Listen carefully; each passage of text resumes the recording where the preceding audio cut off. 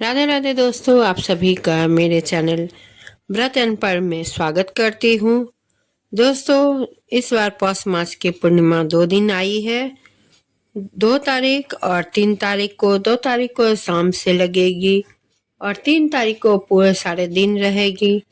दोस्तों, पौष मास की पूर्णिमा की कथा जो माता यशोदा अपने ही पुत्र यानी श्री कृष्ण से सवाल करती हुई कहती है कि ऐसा कोई उपाय बताओ जिससे कि कोई भी महिला विधवाग्रस्त की जिंदगी ना जीने की पड़े। ऐसा कोई उपाय बताओ कान्हा, जिससे कि हम महिलाओं में यह जीवन कभी ना आए, जिंदगी में ये जीवन ना जीना पड़े। तो आइए जानते हैं श्री कृष्ण जी ने यशोदा माता से कि इसका क्या उपाय कहा है। द्वापर युग में एक बार यशोदा मैया ने श्री कृष्ण से कहा कि तुम तो मेरे पूरे संसार के पालन करता हो। आज तुम मुझे ऐसा कोई व्रत बताओ जिससे करने से किसी की भी स्त्री को विधवा होने का भय ना रहे, इससे मनुष्यों की सभी मनोकामनाएं पूर्ण हो। श्री कृष्ण जी बोलते हैं कि माता, आपने बहुत ही सुंदर प्रश्न पूछा है। मैं आपको इसके बारे में विस्तार पूर्वक बताता हूँ। सौभाग्य प्राप्त करने के लिए महिलाओं को 32 पूर्णमासियों के व्रत को करना चाहिए। इससे उनकी सभी मनोकामनाएं पूर्ण होती है और उन्हें सौभाग्यवती होने का आशीष मिलता है। अब मैं आपको इससे जुड़ी हुई कथा सुनाता हूँ। इस भूमंडल पर एक अत्यंत प्रसिद्ध राजा चंद्रहास से पालित अनेक प्रकार के रत्नों से परिपूर्ण कातिका नाम की एक नगरी थी। वहां पर धनेश्वर नाम का एक ब्राह्मण था और उसकी स्त्री अति सुशीला और रूपवती थी। दोनों ही उस नगरी में बड़े प्रेम के साथ रहते थे। घर में धन धान आदि की कमी नहीं थी, लेकिन उनको एक बड़ा दुख था कि उनकी कोई संतान नहीं थी। इस कष्ट से वह अत्यंत दुखी रहते थे। एक दिन एक बड़ा तपस्वी योगी उस नगरी में आया। वह योगी उन ब्राह्मण के घर को छोड़कर अन्य सब घरों में भिक्षा लेकर भोजन किया करता था, लेकिन रूपवती से यह भिक्षा नहीं लिया करता था। एक समय वह किसी अन्य घर से भिक्षा लेकर गंगा किनारे जाकर भिक्षान को प्रेम पूर्वक खा रहा था। तभी धनेश्वर ने योगी को देखा और अपनी भिक्षा के अनादर से दुखी होकर योगी से बोला, महात्मन, आप सब घरों में भिक्षा लेते परंतु मेरे घर की भिक्षा कभी नहीं लेते। इसका कारण क्या है? योगी ने कहा कि निसंतान के घर की भीख पतितों के अन्न के तुल्य होती है और जो पतितों का अन्न खाता है वह भी पतित हो जाता है। चूंकि तुम निसंतान हो, अतः पतित हो जाने के भय से मैं तुम्हारे घर की भिक्षा नहीं लेता हूँ। धनेश्वर यह बात सुनकर अपने मन में बहुत दुखी हुआ और हाथ जोड़कर योगी के पैरों पर गिर पड़ा और आर्त भाव से कहने लगा कि हे महाराज, यदि ऐसा है तो आप मुझको पुत्र प्राप्ति का उपाय बतलाइए। आप सर्वज्ञ हैं, मुझ पर अवश्य ही यह कृपा कीजिए। धन की मेरे घर में कोई कमी नहीं है, परंतु मैं पुत्र न होने के कारण अत्यंत दुखी हूँ। आप मेरे से इस दुख का हरण करें। आप सामर्थ्यवान हैं। यह सुनकर योगी कहने लगे, हे ब्राह्मण, तुम चंडी देवी का आराधना करो। घर आकर उसने अपने स्त्री से सब वृतांत कहा और स्वयं तप में निमित्त वन में चला गया। वन में जाकर उसने चंडी देवी की उपासना की और उपवास किया। चंडी देवी ने 16वें दिन उसको स्वप्न में दर्शन दिया और कहा, हे धनेश्वर, तुझे पुत्र होगा, परंतु वह 16 वर्ष की आयु में ही मृत्यु को प्राप्त हो जाएगा। यदि तुम दोनों पति पत्नी 32 पूर्णमासियों का व्रत विधि पूर्वक करोगे तो यह दीर्घायु होगा। जितनी तुम्हारी सामर्थ्य हो उतने आटे के दिए बनाकर शिव जी का पूजन करना और पूर्णमासी का व्रत रखना। प्रातःकाल होने पर इस स्थान के समीप ही तुम्हें एक आम का वृक्ष दिखाई देगा।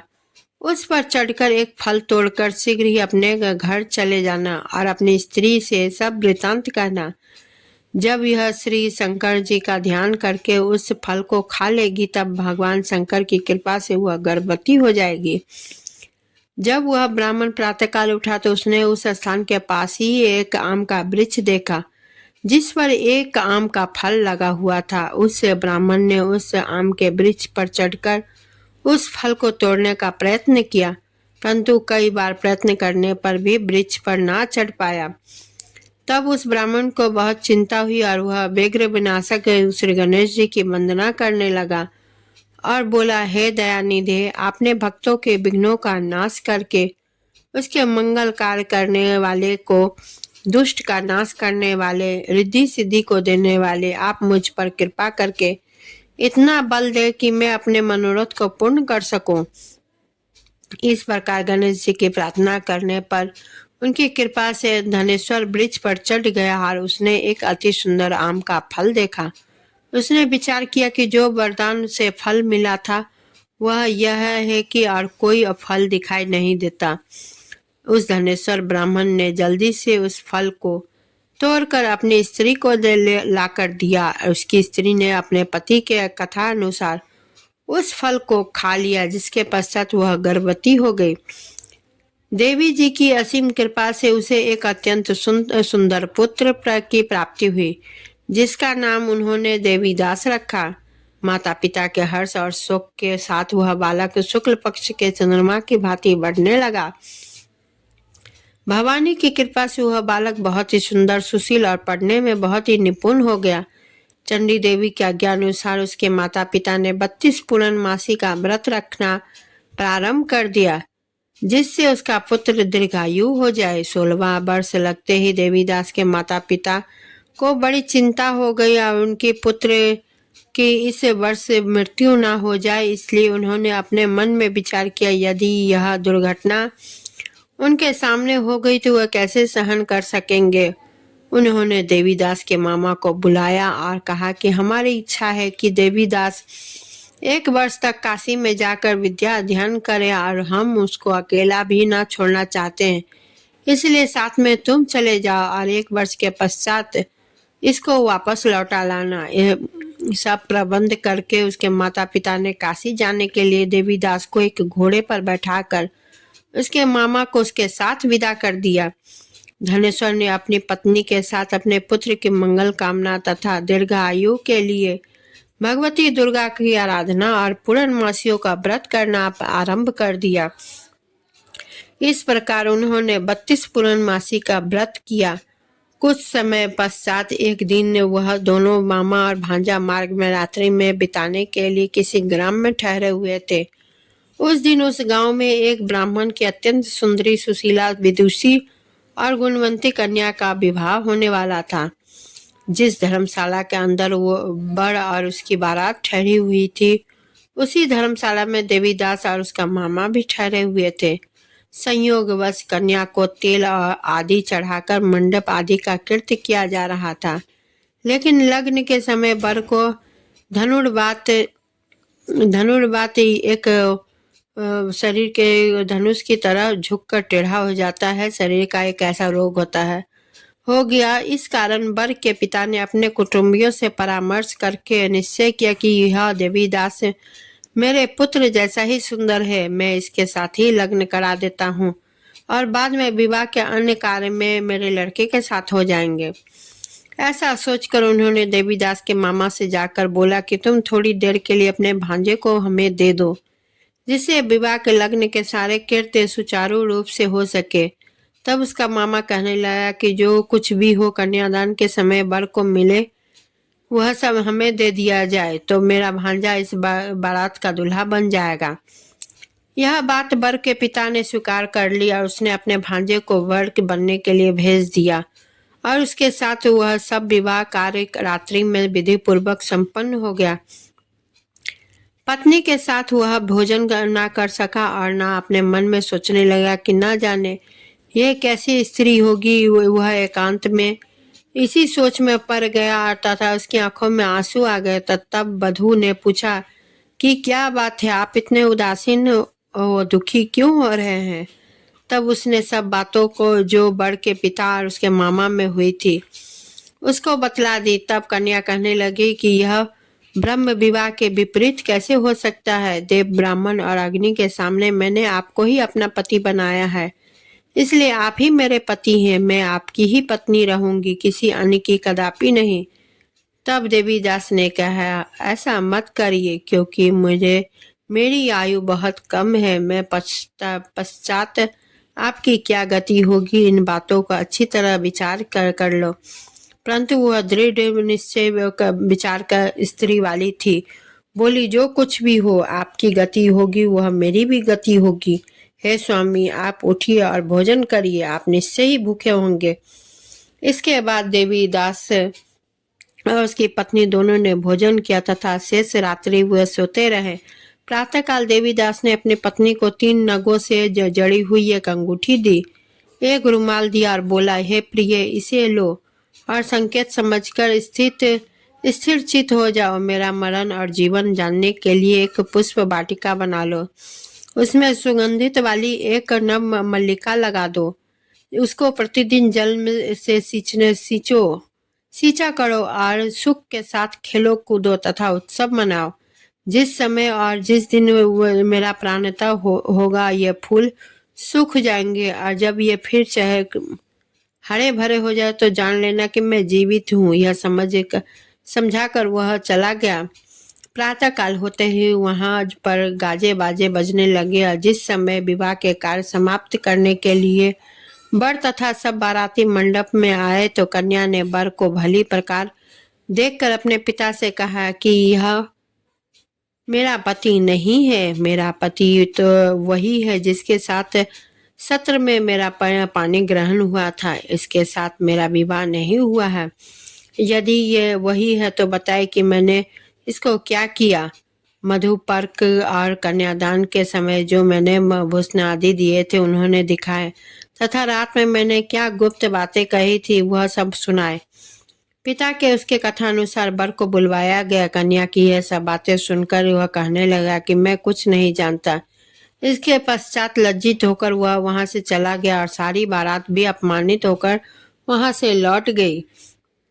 भगवान श्री कृष्ण बोले, हे माता, इस प्रकार देवीदास काशी विश्वनाथ विद्या अध्ययन के लिए चला गया।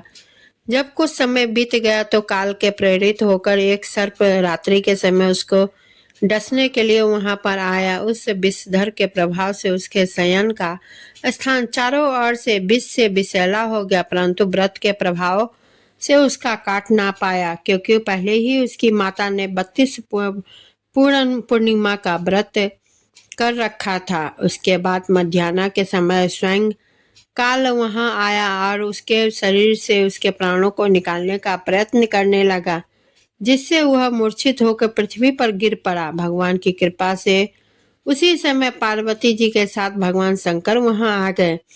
उसको मूर्छित दशा में देखकर पार्वती जी ने कहा, भगवान शंकर से प्रार्थना की, हे प्रभु, इस बालक की माता ने पहले 32 पूर्णिमा का व्रत किया था, जिसके प्रभाव से भगवान आपको प्राण दान दे दे। भगवानी के कहने पर भक्त वत्सल भगवान शिव ने उसको प्राण दान दे दिया।